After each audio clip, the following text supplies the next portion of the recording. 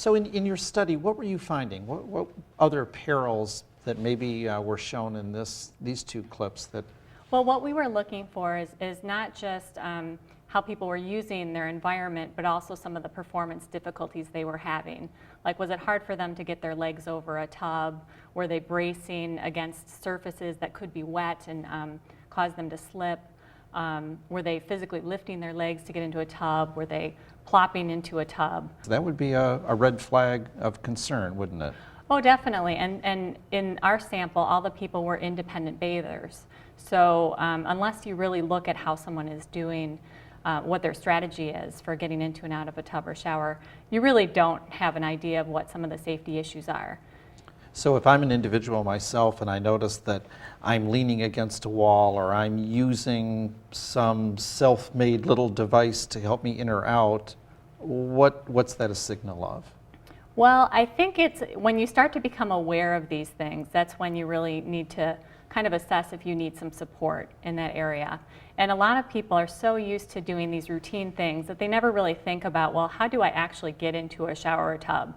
And so it's important to look at what are they actually using? Are you using a wall to get in? Are you having to brace against something? Because that's the place where you might need a support. That's where you might put a grab bar. I think the consequences are severe enough that it might cause you to think a little bit more.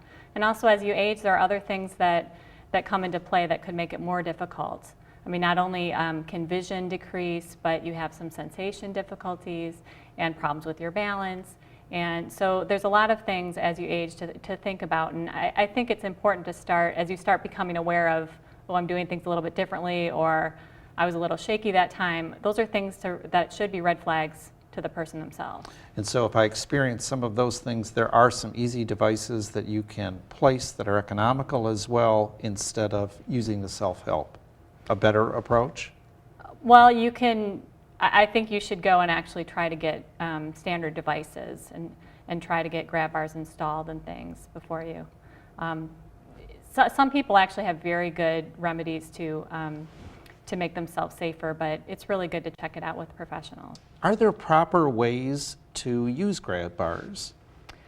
No, I don't think so. I think it's really important to see how people intend to use them. So have people practice with a grab bar to make sure it's at the right height and location where it actually would be of use to them. So is there a standard height that they should be at? Like if I'm a 5'2" person and maybe my husband is 6 foot, well, there are ways to adjust for that. Oftentimes there can be vertical grab bars or ones that are diagonal, down, up and down, so people can use it at the level that they need.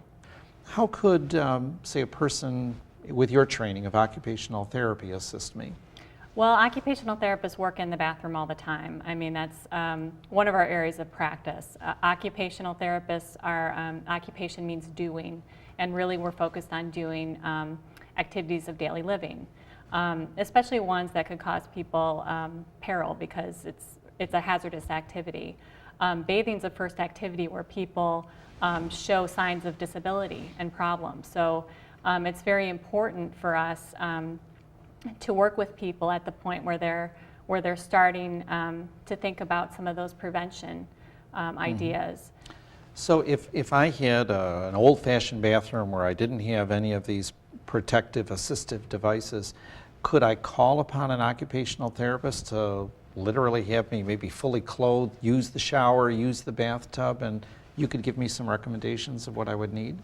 I would hope so. I actually don't know what is covered by insurance in terms of prevention visits, but certainly from the research that I've done and really what's known about that, I think it's very important for occupational therapy to get in at that point with people.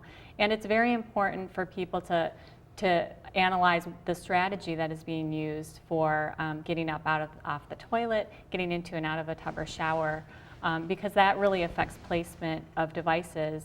And if you're going to spend the time and money for trying to remodel a bathroom, you really want to make it as usable and that will support you for as long as possible. It's pretty important to really think about how you're doing things. Sure, it's a lot better to spend time in your own home than have an accident in the bathroom and change your life, turn it upside down. Huh? Right, and after, if you do have an accident, then it could change really the support that you would need. So Might need it's a kind lot of more support in that bathroom if you allow an accident to occur. Exactly. I mean, what you can do on the prevention end will really help you. So if I was considering then this bathroom remodeling, what should even that person be seeing before they put anything in? Well, I think that person should watch you where you want the device, watch you get into and out of the tub, and try to figure out where would be a good place for a grab bar. Oftentimes people are using things when they get into the shower. Sometimes people need something on the back end of a shower or tub, especially if they're trying to lower themselves into a tub. You should really be involved in that process.